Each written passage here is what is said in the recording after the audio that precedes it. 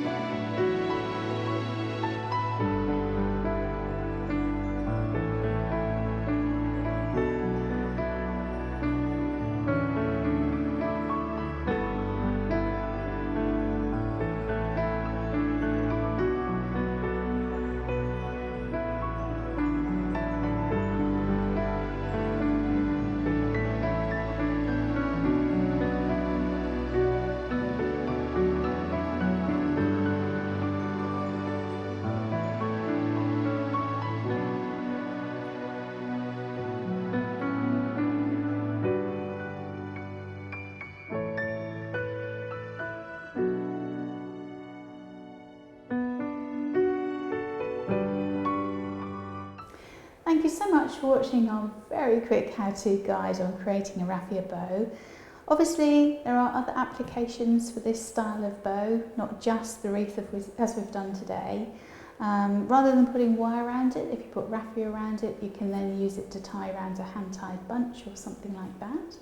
I have even known people to do this style of bow to decorate Christmas presents with. So all ideas for you to have a little think about. Anyway, don't forget to subscribe to our YouTube channel for many more ideas and inspirational designs that you can create. And we look forward to welcoming you back again very soon. Bye for now.